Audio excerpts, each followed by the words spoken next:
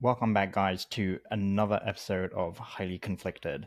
And it's just me today because I have the dish from inside Trump world on the latest on the campaign trail because it's hot and it's about the debate disaster. The main takeaway is that the Trump guys know the debate was bad. You've been seeing for days these guys saying, oh, we won the debate. Trump came out and said, oh, I won the debate. But privately, and I've spoken to multiple campaign officials on this, they know they screwed up. They know Trump missed maybe the biggest opportunity he had to reset the campaign. At best, they're basically saying it was a draw, which is like really bad for Trump world when you consider that for the longest time they have been looking at the debate as the moment to like reset, which by the way would have been like the fifth reset this campaign since Kamala Harris became the Democratic presidential nominee. And at worst, they're saying it was a disaster, it was a nightmare, and they really don't know what they're going to do to cut through and blunt Harris's momentum. I think mainly they know that Harris baited him. They know that she got under his skin, and he fell for the oldest trick in the book, which is to taunt him about his rally sizes and to say that, his crowds are leaving early and that they were bored by his rallies and that they went on and they were rambling.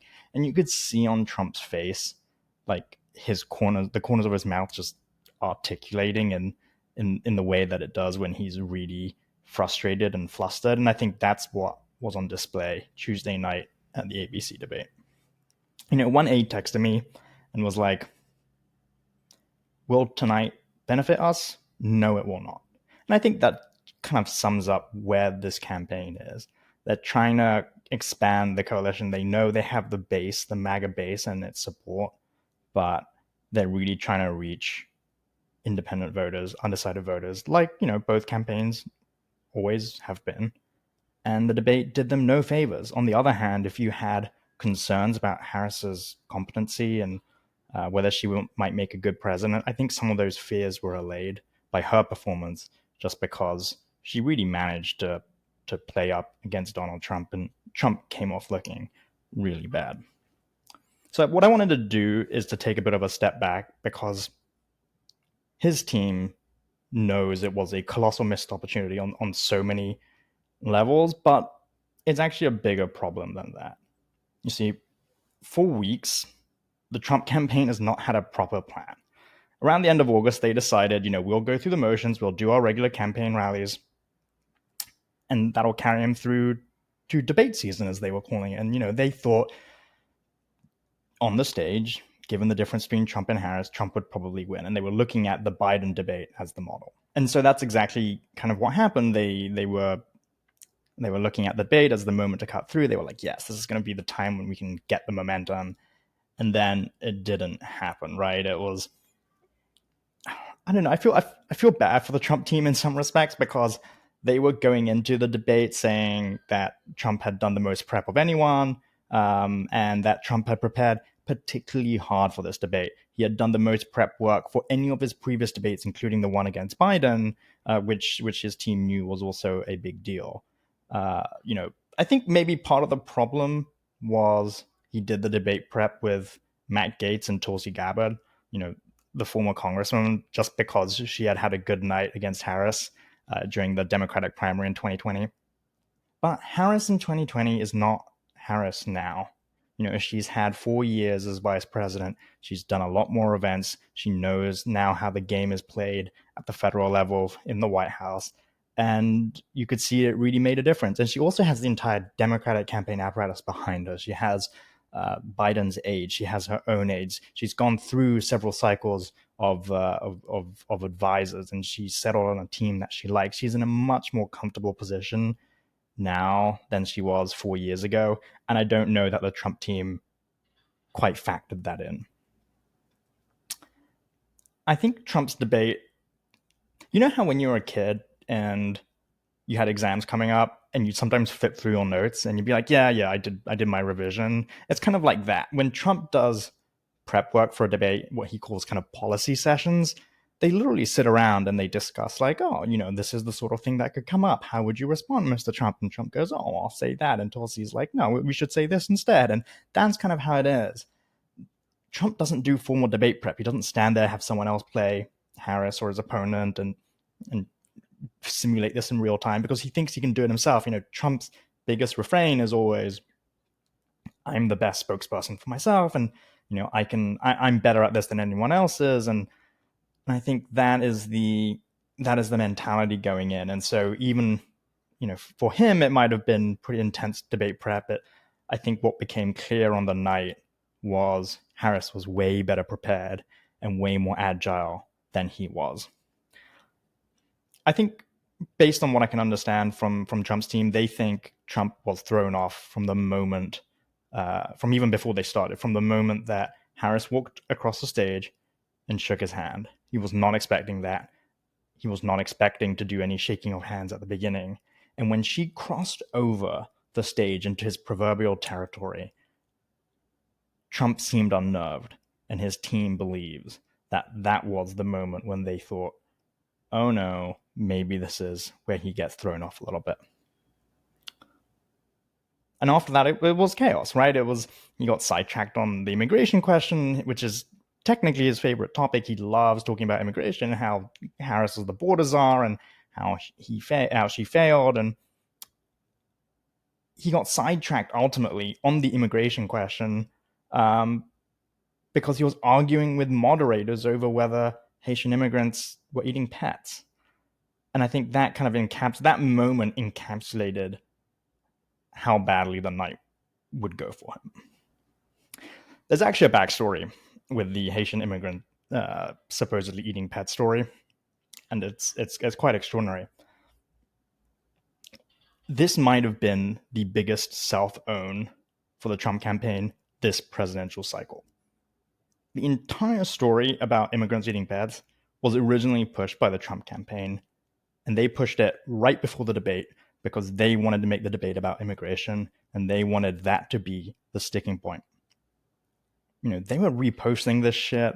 Trump was reposting AI memes of him, with a cat and a goose and running away from two kind of brown-skinned men, and they were really leaning into it. And I don't think people realize the extent to which a lot of this was planned and planted in advance.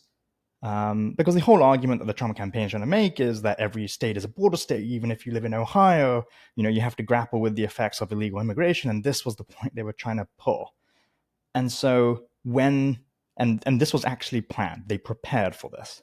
When this question came up at the debate, the original strategy was for Trump to say, well, that's just what locals are saying to us. This is what we're hearing. And then he was supposed to pivot to attacking Harris on immigration.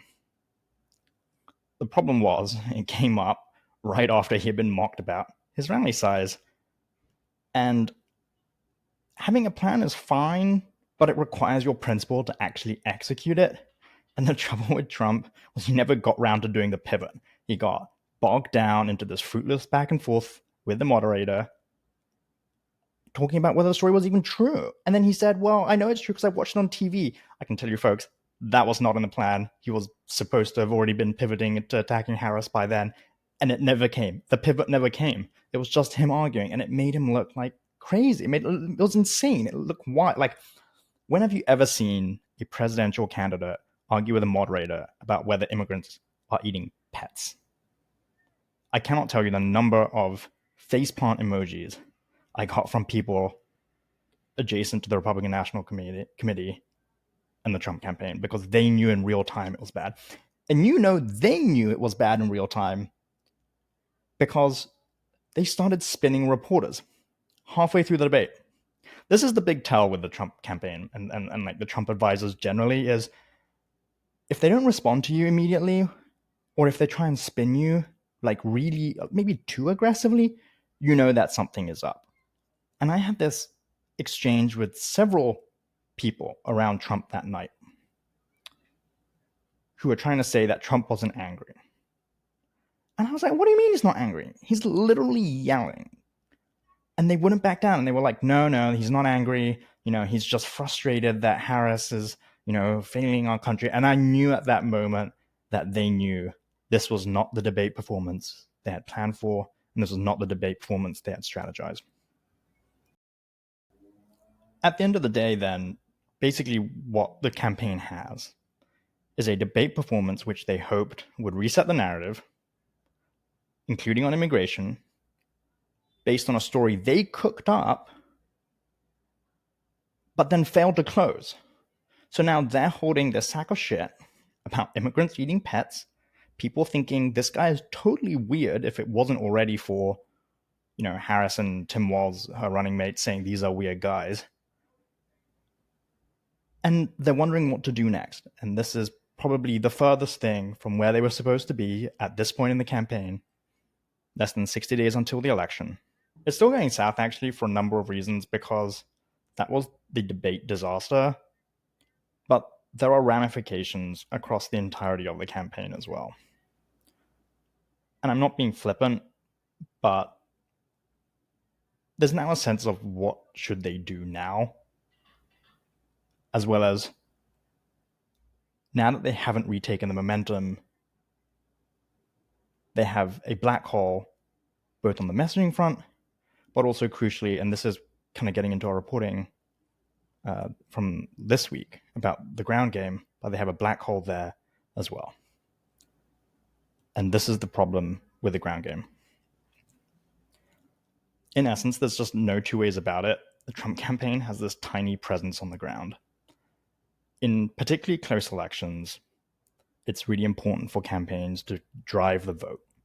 I think the number that experts kind of refer to is if it's 0.5%, 1% difference, that's when a get out the vote scheme, a field operation, as it's called in the lingo, really makes a difference. And local Republicans that we have spoken to say the formal presence of the Trump campaign, it's more comparable to a midterm cycle. Now, the Trump campaign won't release the numbers. They never release, they say we're never going to release these numbers because it's proprietary data and it doesn't matter and we don't share our internals. But I did get them to tell me that it was more than 50. Now I'm looking at that and I'm like, well, is that 51? But the reason they said more than 50 was because The Guardian obtained a spreadsheet of the Republican National Committee's 2022 midterm results. In 2022, the RNC had roughly 43 staffers in Pennsylvania, for instance, and 350 paid staffers nationally. That's just the paid staff. I'm not talking about the canvassers and the door knockers, because there are many thousands of those people that go out. But I'm looking specifically at the paid staff because those are the people that oversee the state operations, right? You have a state director, you have a regional director, you have deputy state directors, you have what are known as early voting mail-in ballot directors. And those guys are the guys that run the ground operation, the Get Out the Vote program. The RNC's target for the 2024 cycle was 88 in Pennsylvania, for instance. The Trump campaign's telling me they have more than 50. So I'm not even confident, and the Republicans on the ground are not even confident that they even hit the RNC's targets. Meanwhile, the Harris campaign has 375 paid staffers. That's what they're working with. And that is basically just the tip of the iceberg. You see, what the Trump campaign has done is they've relied effectively and outsourced their entire ground game operation to a number of super PACs. They decided to do this for a number of reasons, mainly that the FEC, the Federal Election Commission, issued a new opinion this year that said campaigns could more closely coordinate their get out the vote efforts with outside groups, these super PACs, because the super PACs have a lot of money, they have a lot of donors who aren't capped out at donating money for a particular candidate. And so the idea is the super PACs can go do the get out the vote, and the campaigns can work on their day-to-day operations. And that's what the Trump campaign did. There is the second element, though, with the Trump campaign, which is in March, when they took over the RNC, they decided to scrap the RNC's field operation.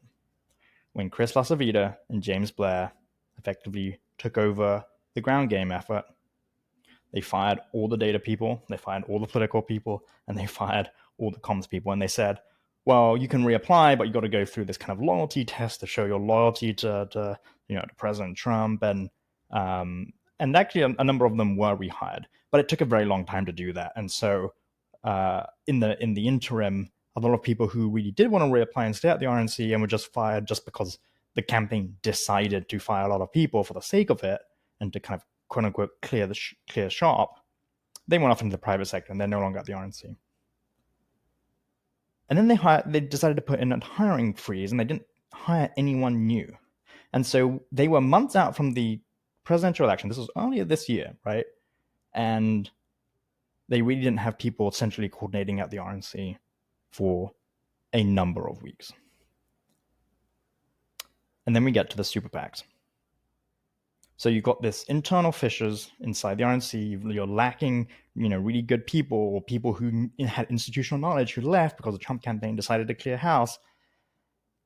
And then now you're relying on these super PACs to do the actual ground game operation. And that's all well and good. Look, the Trump campaign has said, we didn't like what the RNC was doing because they were targeting the wrong demographics. They were doing kind of big swathes of kind of likely Republican voters, and they were just doing it without a lot of targeting. There is an element of truth in that. The RNC has been lazy in past cycles because, the way that field operations work and the way door knocking works, for instance, the RNC put a big premium on the number of doors knocked. And you can see this in the spreadsheets. There's a cross tab for this. And because they were trying to juice those numbers, because it looked better internally, they would hit houses in suburban areas because you just get through more houses, more doors in a particular day. Whereas in a rural area where you have, very high energy Trump supporters, they're much more spread out, right? It takes a longer time to go from house to house, from door to door. And you got to remember that the way these door knocking things work, you have a very small sliver of time during the day to door knock. You can only do it from in the mid-afternoon to the early evening, because there's no point doing it in the morning when people are rushing to go to work. There's no point doing it late at night when, they're having dinner. There's no point doing it over the weekend when they don't want to have their weekends interrupted. And so it's a very narrow sliver of window that these people have to go knock on doors and say, hey, you're a Trump supporter. We encourage you to request an early ballot. We encourage you to vote and return a vote for Donald Trump this cycle. The super PACs have only started recruiting door knockers late in the game. I'm talking recent weeks. That means that these super PACs, which are running the entire ground game operation for the Trump campaign, are only going to get one or two what we call voter contacts this cycle. And that's a real problem for them because the data has showed historically that prospective voters require multiple contacts, multiple visits, multiple words of encouragement before someone goes and returns a ballot. The Trump campaigns missed all this because they only started hiring a couple of months ago. Whereas Democrats have had these operations and plans in place for years, meaning they have had repeated contacts with all of their likely voters for years. Whereas the Trump campaign is starting now, 2 or 3 months before the election. And then there's the other issue with hiring and starting so late. It's all the good quality candidates who know what to say when they get to the door and approach a house without being too suspicious, because you're basically going up to a stranger's house and knocking on the door.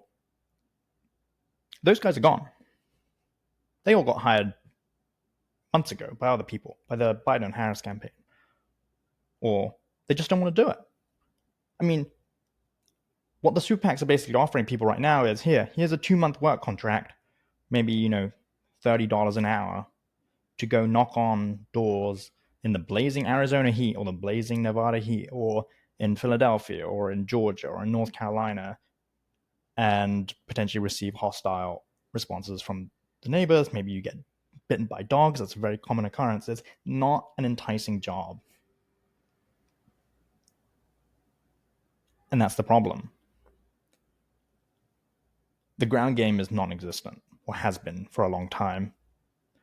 And to only be spooling up now is probably the biggest gamble that the Trump campaign has made this presidential race.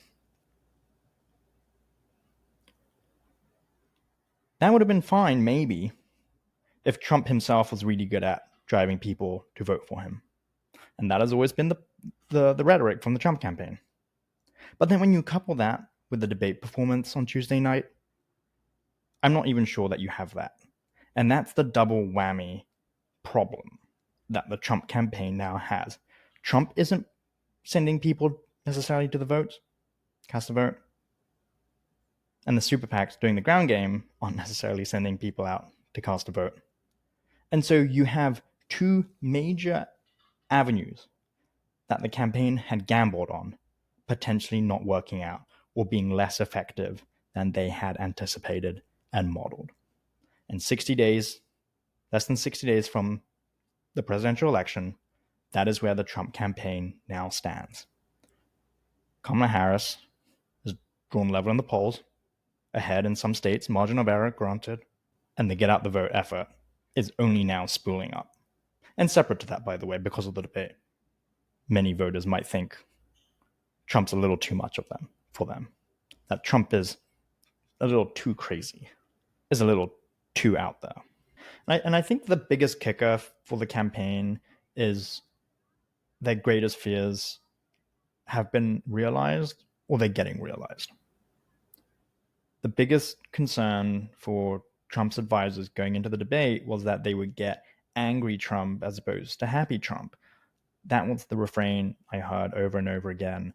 Angry Trump is the Trump who is prone to self-sabotage and lashing out at people and kind of attacking moderators and making ad hominem attacks at his opponents.